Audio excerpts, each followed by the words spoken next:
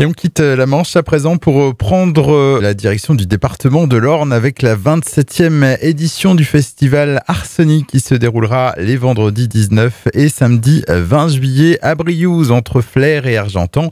Et pour en parler, je suis en ligne avec Xavier Carjusa, le responsable de la programmation du festival. Bonjour à vous. Bonjour.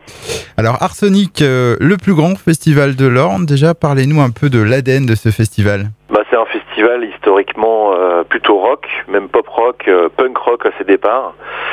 Maintenant, c'est la 27e édition, donc il a bien évolué, mais au départ, c'était dans le bourg de Briouze, sur un jour. On rassemble à peu près 500-600 personnes. Et maintenant, on arrive à plus de 20 000 festivaliers sur les 2 jours, avec une programmation plutôt familiale, pop, rock, électro. On a aussi du métal, du reggae, de la techno. C'est très très large, avec des têtes d'affiche comme Louise Attaque ou PLK, Naman. Voilà. Donc c'est un festival qui a bien évolué, avec un éventail artistique très large. Un festival donc qui se veut éclectique, comme vous l'avez dit. On rappelle que ça sera les 19 et 20 juillet. Alors vous avez cité des grosses têtes d'affiche. J'ai vu aussi qu'il y avait des groupes normands au programme. Oui, bien sûr. Alors Naman en est un. Naman est normand, il est du côté d'Évreux. On va retrouver Samba de la Muerte qui sont canais et Cemented Minds aussi. Alors Samba de la Muerte, on est sur de la pop rock.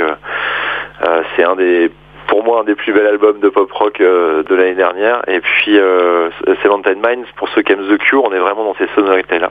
Donc voilà, 3 groupes qui sont canais. Et puis se rajoute à ça, on a une nouvelle scène cette année qui s'appelle la Camp Stage. C'est pour toutes les clôtures de soirée. De 1h30 à 5h du matin. On termine avec des musiques électroniques, de la techno. Et là, on va retrouver d'autres Normands. On a Virtuose et Grids qui sont 2 artistes techno du collectif Scénari, donc un collectif de Caen. Et on va retrouver le Shogun qui sont de Flers. Pour ceux qui connaissent les papillons de nuit, c'est eux qui ont l'habitude de faire les afters sur les campings. Voilà. En fait, ils sont à côté de chez nous. Ils sont originaires de Flers et on les a programmés pour petite carte blanche sur le samedi. Il y a tout un programme avec dès le matin des cours de yoga gratuits et ça va jusqu'au soir avec des afters électro, techno jusqu'à 4h30, 5h du matin. Donc un gros programme. Une nouveauté pour cette édition, ce Camp Stage, donc une 3e scène, c'est ça ? C'est ça, une 3e scène. Alors historiquement, on a 2 scènes principales, la Art Stage et la Sonic Stage. On a des concerts qui alternent tout le long de la soirée.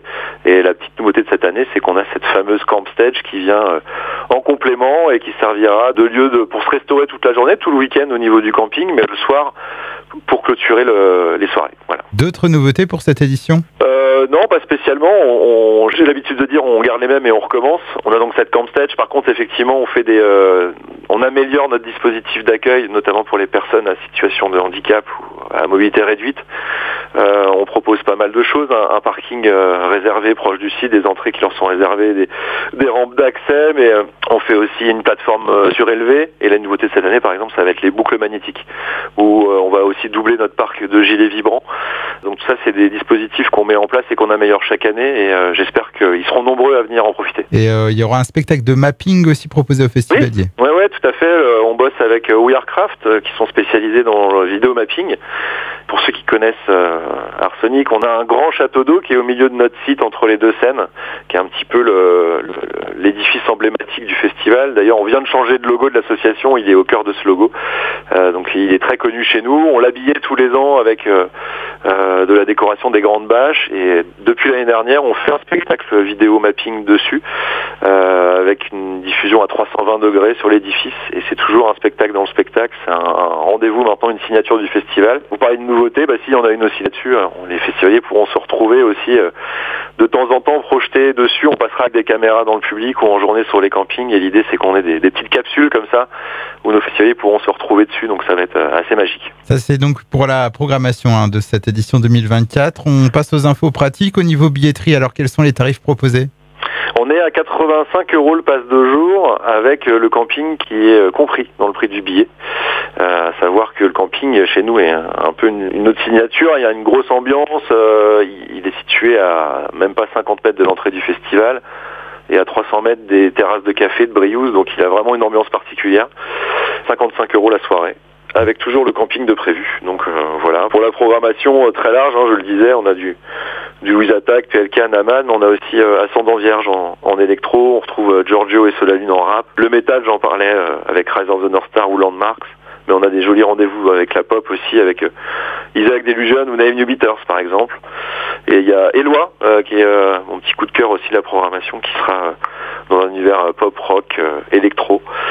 Donc voilà, une programmation très large, quoi. Eh bien, merci beaucoup. Vous souhaitez ajouter autre chose sur ce festival Arsenic 2024 ? Je peux inviter les festivaliers à venir tôt s'installer. Les campings ouvrent dès 13h chez nous, donc vous pouvez venir tôt. Venez en covoiturage, venez à plusieurs dans les voitures pour toutes les bonnes raisons du monde.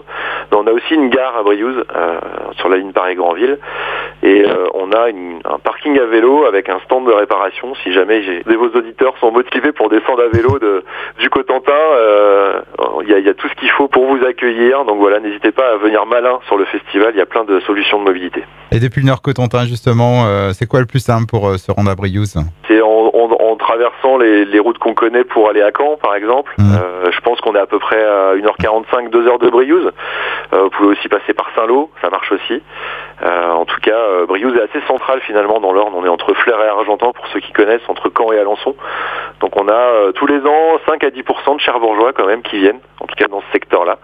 On a aussi pas mal de Canets, mais ouais, le festival a ses fans par chez vous. Donc voilà, vous pouvez prendre la route de Caen. On est pas très loin, on est en dessous de Caen, on est à quelques minutes de Caen. N'hésitez pas.